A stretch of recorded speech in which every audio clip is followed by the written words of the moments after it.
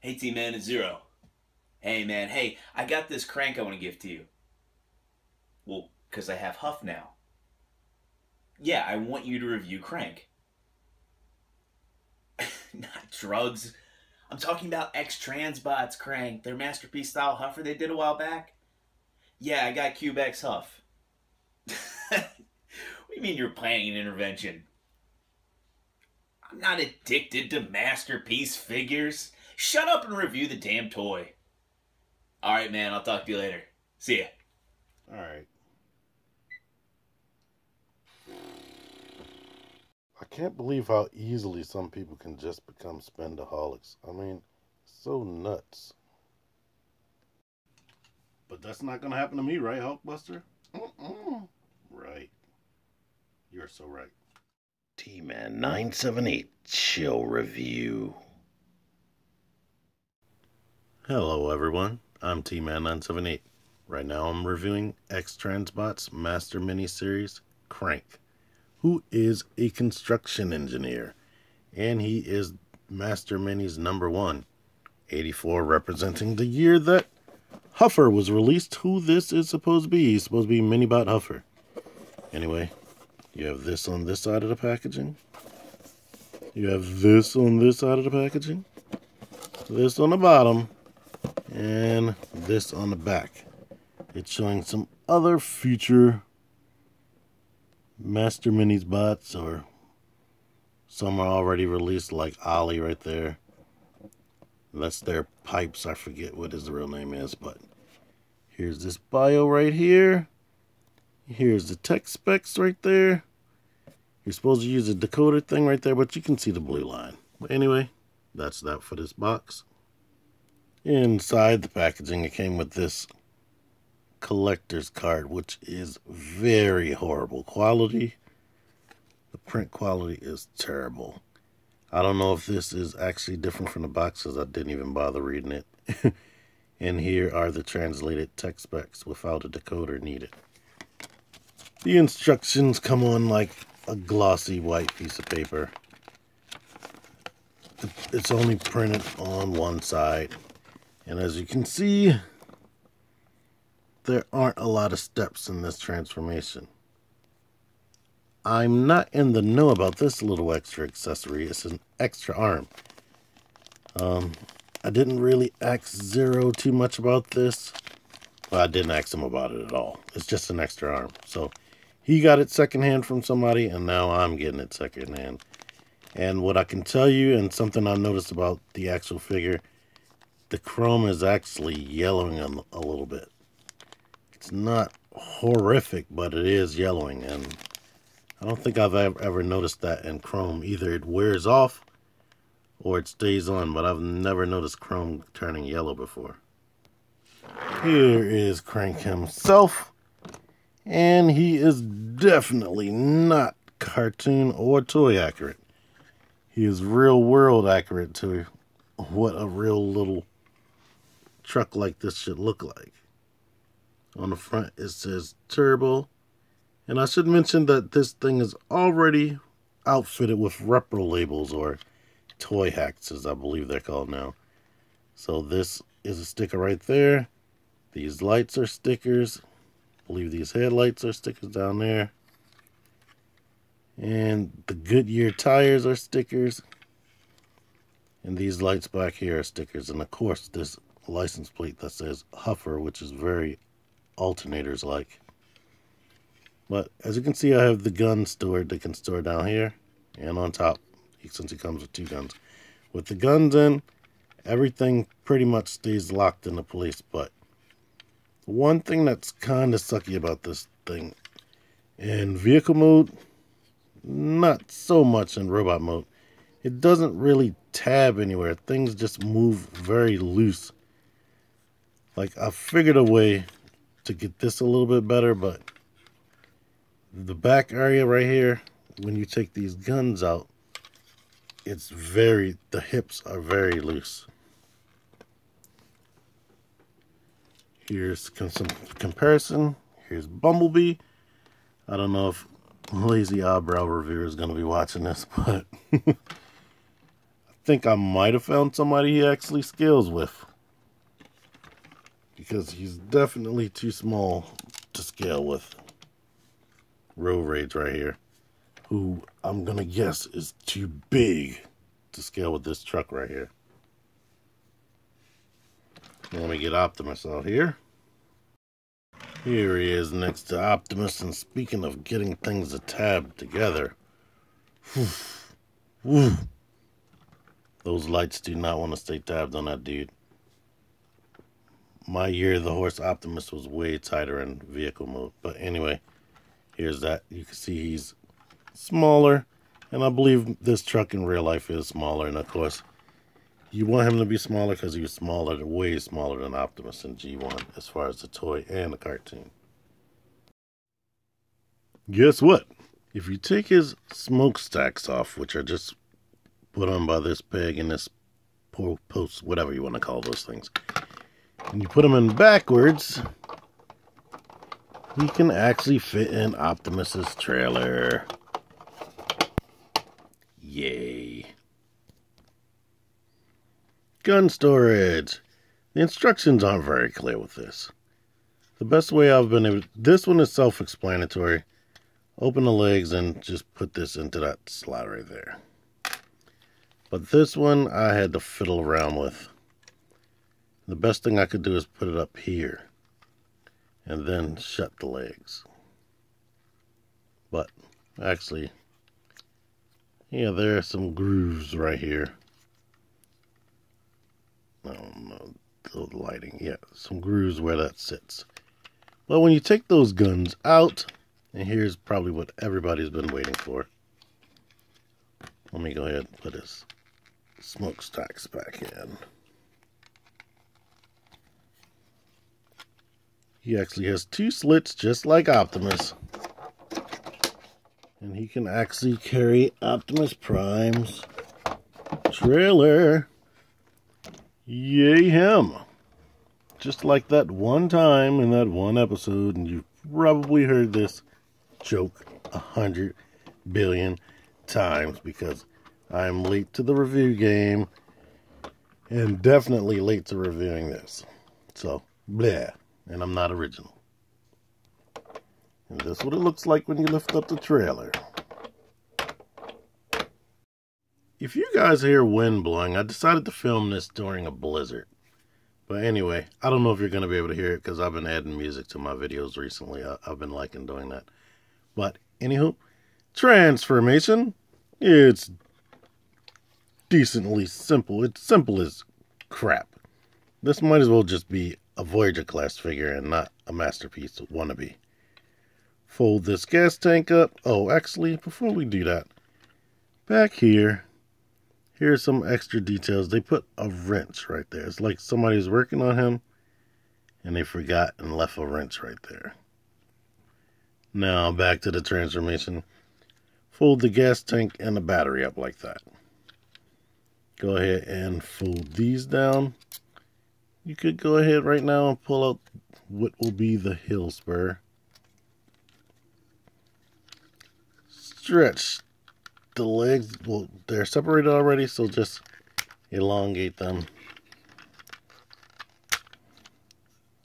Oh no. These REPROLABELs right here have been sitting nice and good. This is the first time I've transformed them and see any type of creasing or anything. It's like they weren't touching them at first. But anywho, these wheels, go ahead and slide them. Come on. How do you do this? Just slide it back and then rotate it like this. Slide them back and rotate it like that. Now, the cab, go ahead and pull it back.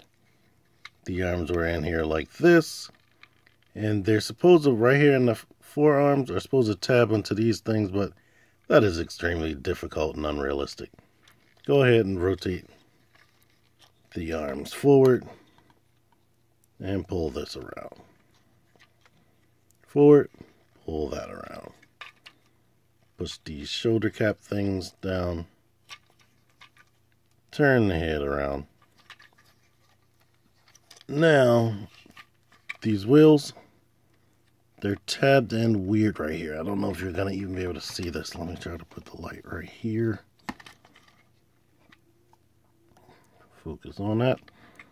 But they're tabbed in, so you have to like push out and then rotate this wheel in. Push out and rotate the wheel in. Now you can go ahead and get these clamped around the outside.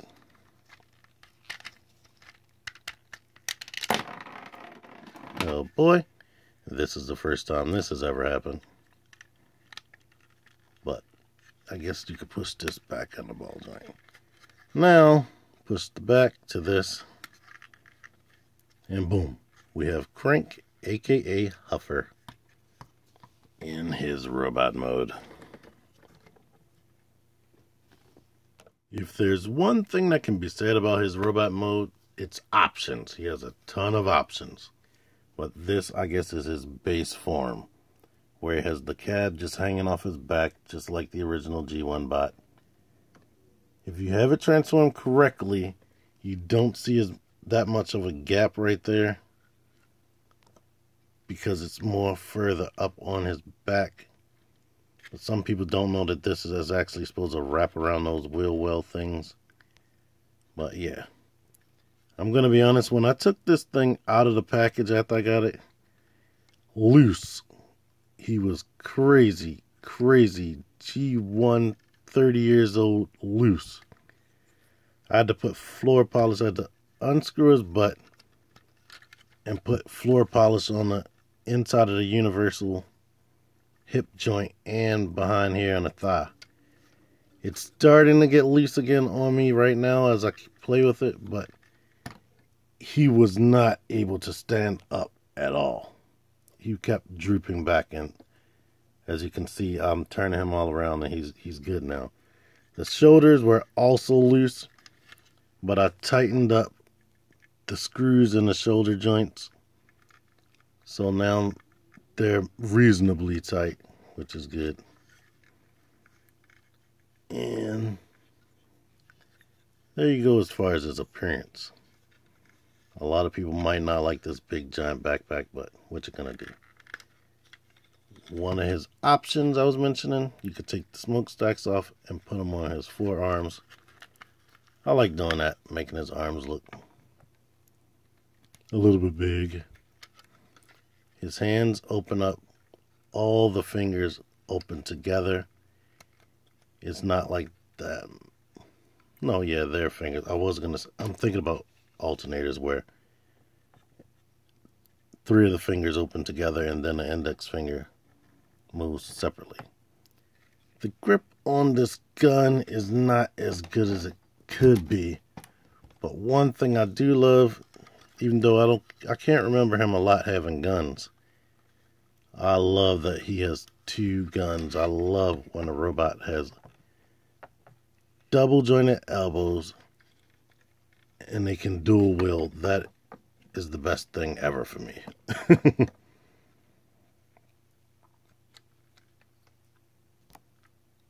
Let me show his face off real good before I get to another option he has. Cartoon Huffer. One problem with this dude is he was made probably right before the time third-party developers started figuring, oh, screw it, let's just steal Hasbro's designs totally, completely. Like X-TRANSBOTS Apollyon looks just like G1 Megatron. This guy is really, really stylized. He has longer legs, a longer, thinner body. He doesn't look as short and stubby as the original G1 cartoon. And some people might not like that. I don't really care. I should mention that this is REPROLABELS, that Autobot symbol. This is REPROLABELS right here. This on his chest, that on his crotch, and I already mentioned these right here. And the arms have it. Like everywhere you see the silver detail on his chrome, that's REPROLABELS. All those rivets and whatnot. which for me is hard to see right now. And let's get into that other option I was mentioning. If you pull his forehead, crest forward, which this has been very difficult for me, I'm not gonna lie. Pull that forward, you can rotate his face this way. It only rotates this one way. When you try to rotate it the other way, it stops. So I think it's just easier to pull his head completely off the ball joint. Then do it, press this down, and now he has a completely new face. This is more G1 toy accurate. And it's definitely a nice face. Another option you can do with him as far as transformation, wiggle this out, rotate this completely, pull this out some more. How did I do this? Oh yeah, you could just totally turn this backwards.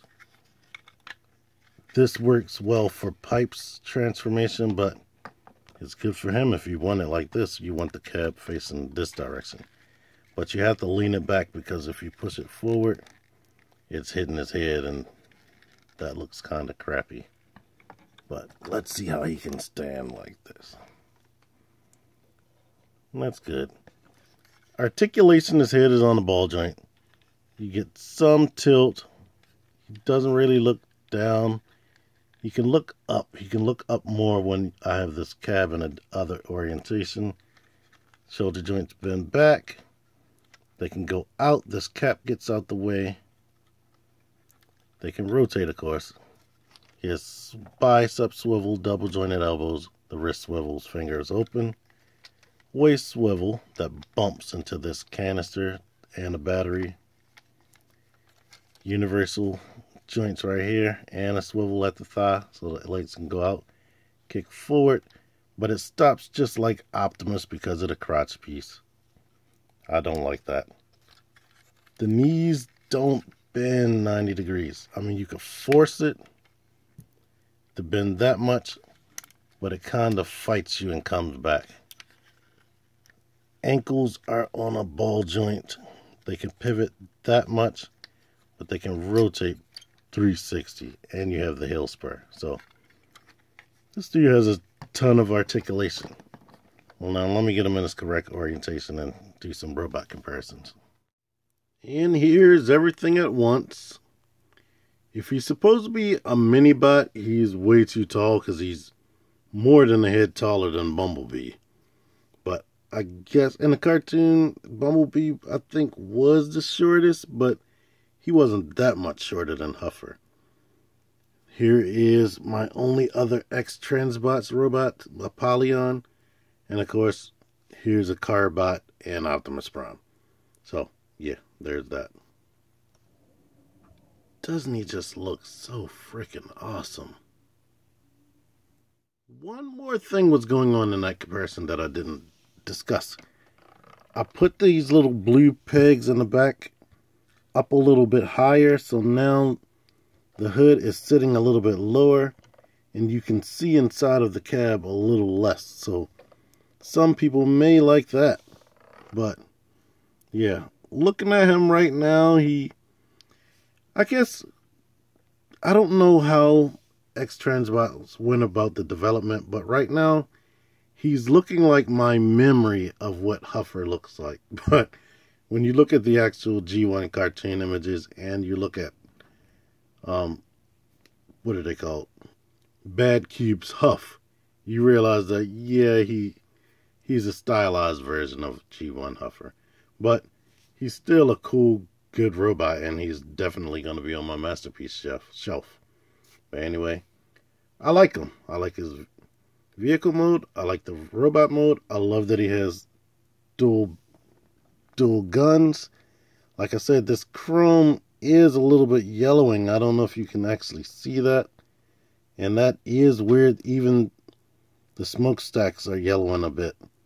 which is a little bit weird. In those hip joints and shoulder joints, they will get loose. So I think that's something you need to know about before you buy this. You will have to put floor polish or crazy glue, nail polish, something on there to keep them tight.